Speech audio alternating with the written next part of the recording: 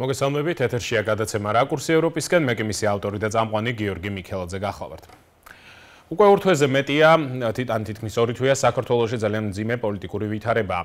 პოლარიზაცია პიკს აღწევს, დაპირისპირებები ქუჩებში, სასამართლო პროცესებზე და სხვადასხვა ლოკაციებზე არ წყდება პროტესტი და მოსახლეობის მოთხოვნა, რომელიც მთლიანობაში დასულია 2 ძირითად მოთხოვნამდე, ეს არის ახალი არჩევნების დანიშვნა და დაკავებულების გათავისუფლება, თუმცა მთელი კონტექსტი ამ პროტესტის, რა თქმა უნდა, დაიწყო მას შემდეგ, რაც საქართველოს პრემიერ-მინისტრმა განაცხადა, რომ 2028 წლამდე წყდება შეჩერდა უпростоრად მოლაპარაკებების ეტაპის ნაწილი საქართველოსა და ევროკავშირის შორის და შესაბამისად ქართული ოცნება, როგორც შემდგომი განცხადებებიდანაც ჩვენ გავიგეთ, ელოდება გარკვეული ცვლილებას, ასე ვთქვათ, ევროკავშირის დამოკიდებულებისა იმ ყოველ შემთხვევაში ესტაბლიშმენტისა, რომელიც არის ამჟამად ევროკავშირში და საინტერესოა, როგორი არის მოლოდინები, რა მოხდება მთლიანად მსოფლიოში, რომ ვივარაუდოთ, რადგან 2 დღეში უკვე იქნება დონალდ ტრამპის ინაუგურაცია, როგორ აისახება ან აისახება თუ არა ეს საერთოდ საქართველოში მიმდინარე პროცესებზე და ზოგადად მსოფლიო პოლიტიკაზე. ამ თემებზე დღეს ვისაუბრებთ კოგნიტური ნეირომეცნიერების მაგისტრთან, ზაზა დობორჯგინძესთან. ზაზა, მოგესალმებით. მადლობა სტუმრობისთვის. ზაზა, საკმაოდ ბევრი სასაუბროა ამ კონტექსტში, რაც ახლა აღნიშნე. მოდი დავიწყოთ საქართველოს და შემდეგ გადავიდეთ უკვე იმ პროცესებზე, რომელიც შეიძლება გახდეს გავლენის მქონე საქართველოში მიმდინარე მოვლენებთან დაკავშირებით. როგორ შეაფასებდი აი 28 ნოემბრიდან დღემდე განვლილ პროცესებს? შენი ხედვა როგორია დამოკიდებულება პოლიტიკურ აქტორებთან, სამოქალაქო აქტივისტებთან, მოსახლეობასთან და შემდეგ უკვე გადავიდეთ ცოტა საერთაშორისო საკითხებზე. ხო, მას შემდეგ რაც ფაქტი ის იყო, რომ სიტუაცია სტაბილიზდებოდა, წყნარდებოდა, თუნდაც ეს პირველი პარლამენტის სესია ვერ ჩაშალეს, საკმარისი ხალხი არ მივიდა, არავითარი რეგიონებიდან კოლონა არ წამოსულა და თავისი წყნარდებოდა სიტუაცია, ადრე თუ გვიან მოუწევდა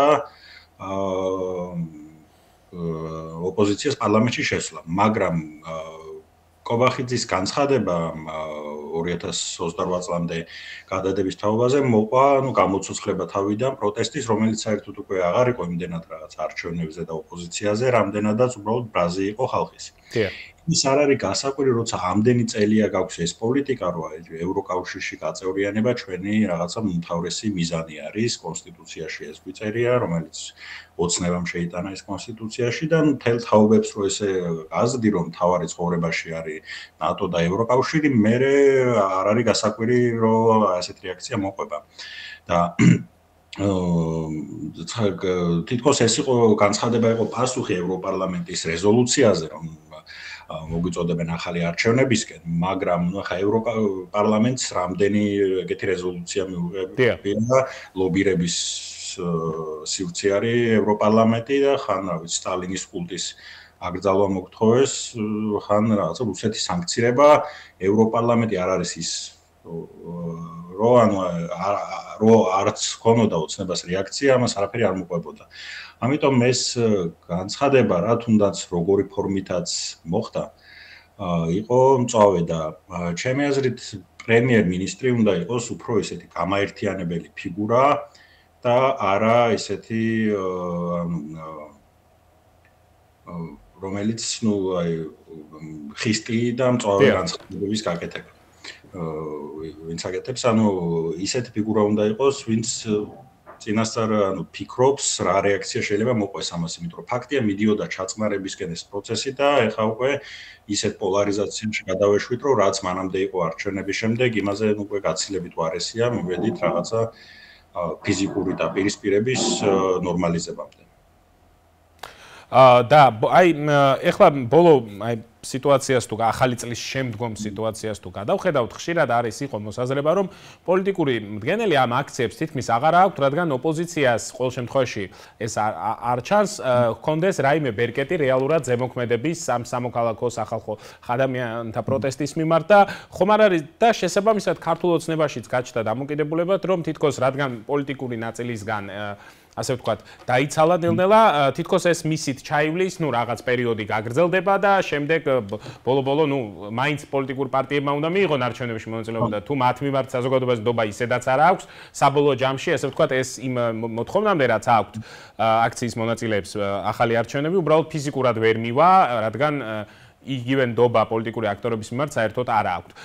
შესაბამისად, ხომ არ აქვს ოცნებას მოლოდინი, რომ რადგან პოლიტიკური ნაწილისგან დაიცალა, საერთაშორისო კუთხით 16 დეკემბრის შემდეგ, ასე ვთქვათ, ევროკავშირის უკვე გასაგებია, რომ იქ ვიზა ლიბერალიზაციის ნაწილი არ გამოდის, ხოლო კერძო სანქციები, ასე ვთქვათ, ну, შეიძლება ვიღაცისთვის შემაწუხებელია, შეიძლება მთლიანობაში არა.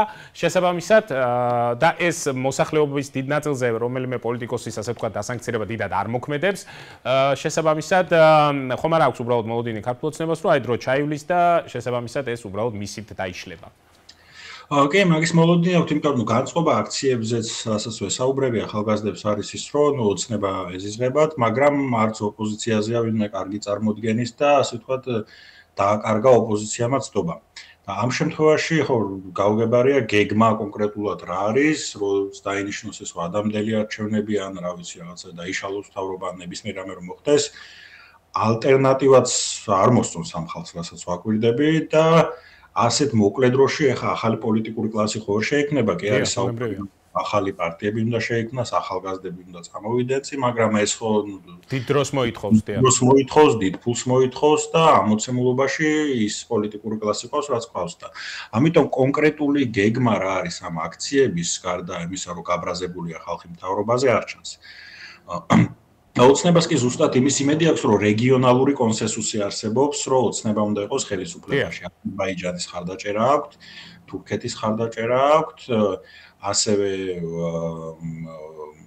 ჩინეთის ელჩთან ხვდებიან და მოკლედ მთლიანობაში არ აწყობს არავის, ასე ვთქვათ, ოცნების ცვლილება ამ ეტაპზე საქართველოში რაღაც ახალი პოლიტიკური ძალა არ აწყობს უბრალოდ.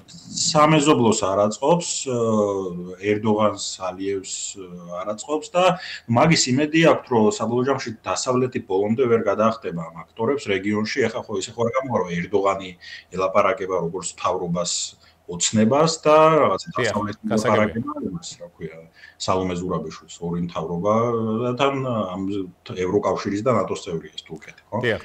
ამიტომ მაგის იმედი აქვს, რომ ეს რეგიონალური ნატო ახსენე, ნატოს წარმომადგენლობა ვიზიტითაც არის ამ წუთე ახლაც საქართველოში. თავდაცვის მინისტრი იყო რამშტაინის უკრაინის უსაფრთხოების ფორუმზე. ანუ ამ კუთხით რაზღებულობ, ერთია თუნდაც იგივე დასავლეთისგან, ხომ არ არის ერთი მედიისთვის, ასე ვთქვათ, გაკეთებული განცხადებები და რაღაც კონკრეტული განცხადებები მეინსტრიმს რომ არ ჩამორჩე და ნელ-ნელა ამასთან ხომ არ იწყებენ ურთიერთობას რაღაც საკითხებზე, რომელსაც რეალურად რაღაც მნიშვნელობას აინჭებენ და შესაბამისად ნაკლები საჯაროობით რომ სარგებლობს, მაგრამ მაინც ურთიერთობები ისევ ქართული ოცნების, ასე ვთქვათ, ხელისუფლებასთან გრძელდება. არა პრეზიდენტის დონეზე, მაგრამ იქ უკვე მინისტრების და ასე შემდეგ. დასავლეთის უთანამშრომლია ქართულ ოცნებაზე 100 ჯერ უარეს რეჟიმებთან. დიახ. ნიგერის ხუნტასთან თანამშრომლობს დღემდე ამერიკა და როცა ისეთ სიტუაციებში, როცა როცა რეჟიმ ჩეინჯი გაცხადებულად არ არის მიზანი და ვერც გამოდის, ასეთ შემთხვევებში თანამშრომლობს დასავლეთი დიქტატურებთანაც და ეხა მით უმეტეს ტრამპის პირობებში, ტრამპი გამორჩეულია იმით, რომ ყოველთვის ელაპარაკუნდა ლაპარაკი დიქტატორებთან. ხო, პირველი პრეზიდენტი იყო, რომელიც შეხვდა იმჩენში შეხვდა ჩრდილოეთ კორეაში. ასევე არის ალბათობა და იწერება ამაზე, რომ თეირანში შეიძლება ჩავიდოს. და მანამდეც პირველ 4 წლედშიც იყო უკვე საუბარი იმაზე, რომ იქ პომპეო, ბოლტონი ასე შემდეგ ხელს უშლიდნენ ამ პროცესებს, თუმცა რეალურად მაშინაც კი სურდა ტრამპს გარკვეული დიალოგი.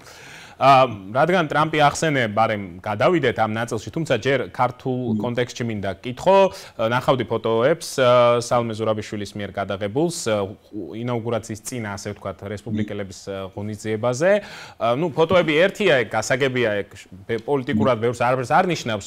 ჯო უილსონთან ერთად არის და შესაბამისად ფოტოს გადაღებაზე უარის არ თქვა, მაგრამ მეორეს მხრივ ექნება თუ არა შენი აზრით შედეგი სალომე ზურაბიშვილის ამ შეხვედრებს და შეხვდებიან კი თუ არა საერთოდ დახრულს კარს მიღმა და ამ საუბარს რამე შედეგი მოყვება თუ უბრალოდ მოусმენენ და შემდეგ უკვე თავისით გადაწყვეტენ რა უნდათ.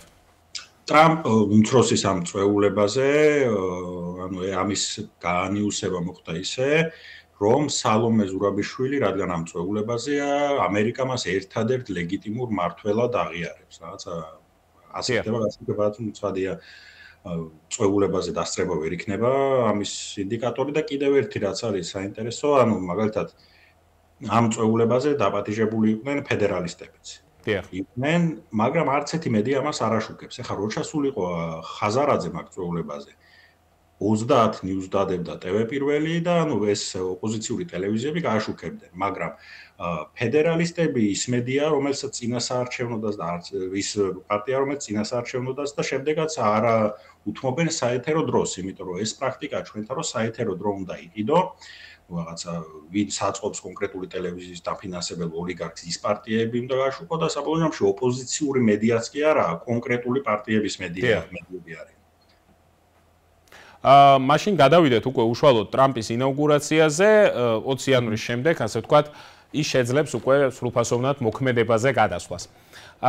საქართველოს გარდა იქ პირველი ბევრი სხვა საკითხია, რომელიც მოწინავე საკითხია, თუმცა იგივე უკრაინის ამბავი, ევროპაში მიმდინარე პროცესები ბუნებრივია ჩვენთანაც აისახება, ასე ვთქვათ, სარკისებურად.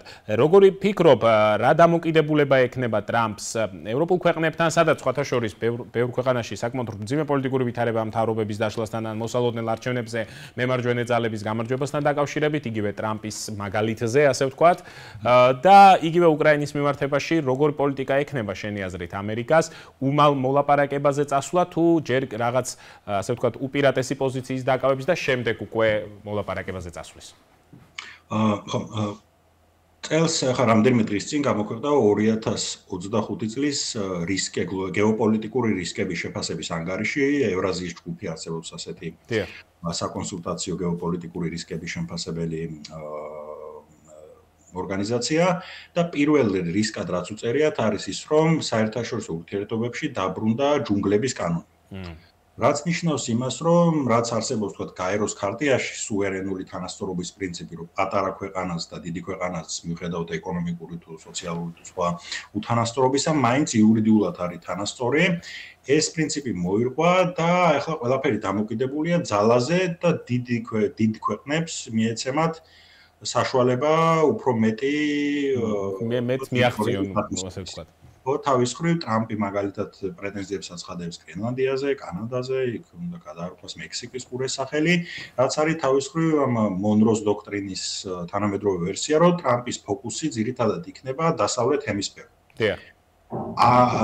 ამაზე იქნება ძალიან დიდი ხანი, მგონია რომ ტრამპს საერთოდ არ ეცლება საქართველოსთვის და აი როცა უკრაინის კონფლიქტის რაღაც კულმინაციას მივიღებ, თქვა გაიყინება კონფლიქტი და კორეიზაცია მოხდება და რამე შეთანხმების მსგავსი თქვა პუტინი და ტრამპი დაელაპარაკებიან ერთმანეთს, მან გადაწყება ბევრი რამე საქართველოსთვისაც, მაგრამ საწყის ეტაპზე მე მგონია რომ კი რაღაცნაირად ველით ამ 20 იანვარს არა, ნუ გასაგებია რომ 20 იანვარს ტრამპის ტექსტში არაფერი არ იქნება სავარაუდოდ, ასე ვთქვათ, საქართველოსზე.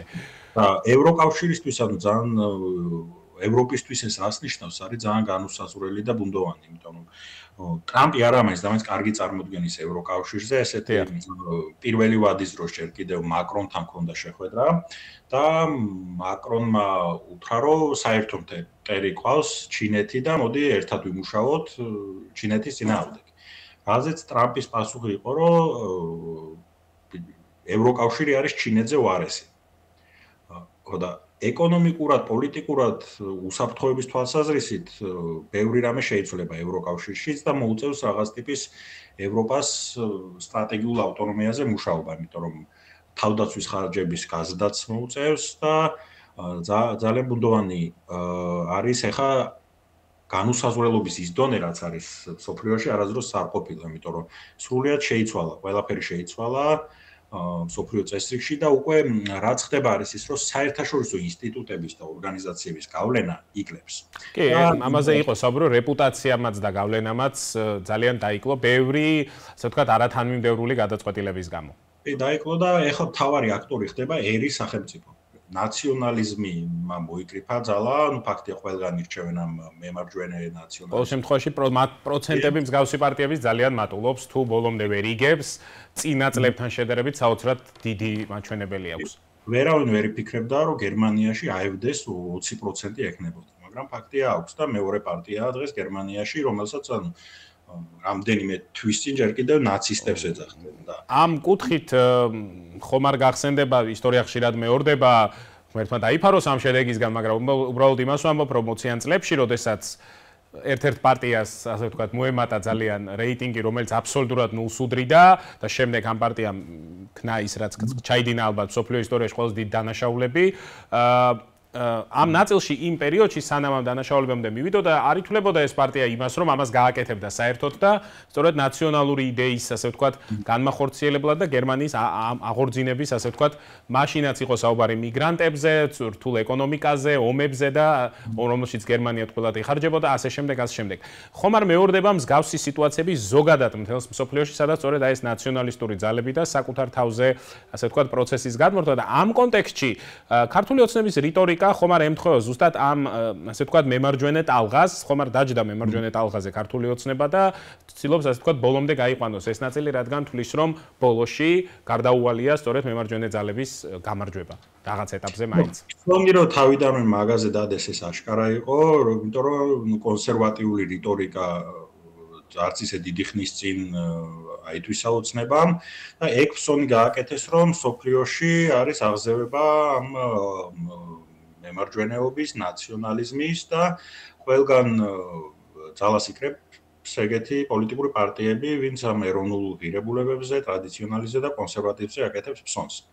და ეს ფსონი, ანუ რეალისტური იყო იმ თვალსაზრისით, რომ მართლა ეგრე ხდება მსოფლიოში, ან ეგეთი ძალები მოდიან ხელისუფლებაში, ან მინიმუმ ისე ძლიერდებიან მათ შორის ისეთ ქვეყნებში, სადაც გერმანიაში წარმოუდგენელი იყო ნაციონალიზმის აღზევება. 20 წლის წინ ამის თქმა აბსოლუტურად წარმოუდგენელი იყო.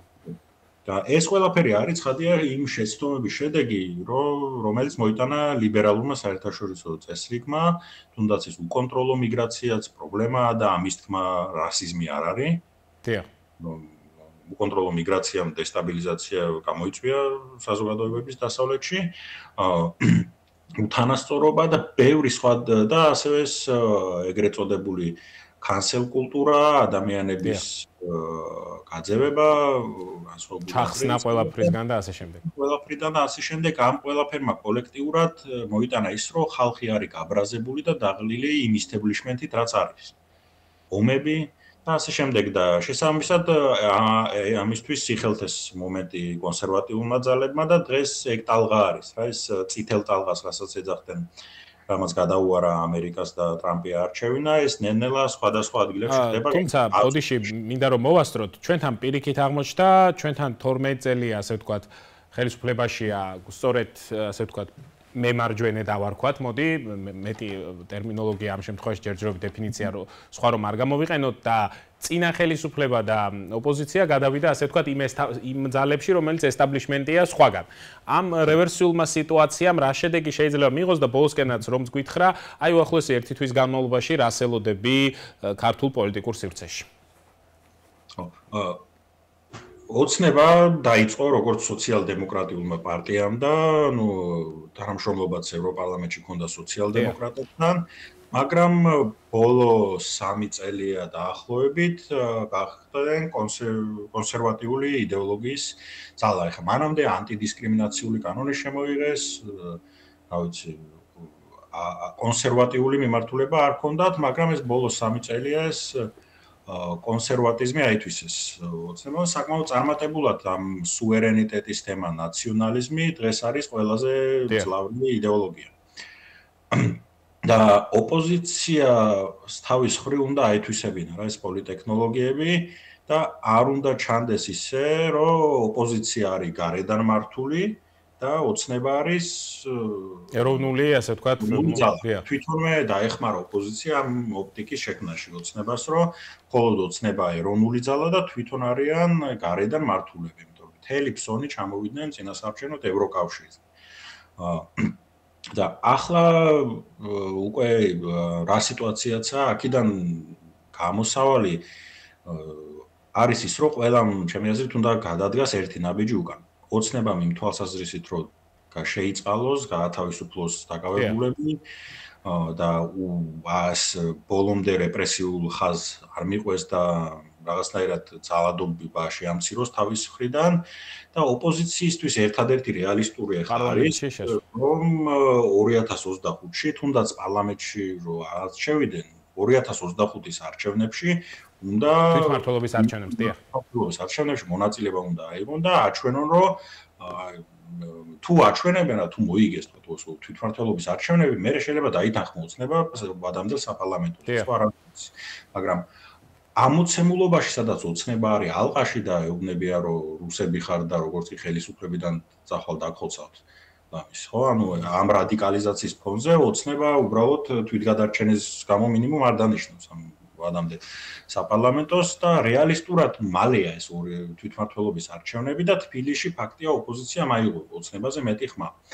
და თავიდანვე იდეაში ამ საპარლამენტო არჩევნების შემდეგ რომ უბრალოდ ეთქვათ რომ კი ბატონო უსამართლო გარემო იყო დაშინება მოსყიდვა მაგრამ ეს ჩვენ გათვალისწინებული ქონდა და მაინც ვერ მოვიგეთ იმ უპირატესობით მაგრამ ეხა 2025-ში გამოვიყენებთ იმ ხმებს რაც გვაქვს გამოვიყენებთ მანდატებს და 2025-ში ადგილობრივ დონეზე ოცნება შევძლეთ ასე შეიძლება და ყოფილიყო ყველაფერი ნაცვლად ამ დელეგიტიმაცია ისა და რაღაც ნუ კრიზისის ნაცვლად და ახლა უკვე არ ვიცი პარლამენტში შესვლას მაგათვის აზრიც აღარ აქვს მაგრამ ნებისმიერ შემთხვევაში 2025-ის არჩევნების თვითმმართველობის არჩევნების მიღმა ვერ ხედავ რომ რამე სხვა გამოსავალი არის ოპოზიციისთვის დიდი მადლობა ზაზა, უნდა დაგემშვიდობოთ ჩვენი დრო ამოიწურა. კოგნიტურ ნეომეცნიერებათა მაგისტრი ზაზა დობორჯნიძე გახდა ჩვენი სტუმარი. მადლობა დაგემშვიდობებით. რაკურსი ევროპისკენ გადაცემა კი ამით დასრულებულია. მე მომდევნო შაბათს შევხვდებით უკვე ამ გადაცემის ფორმატში.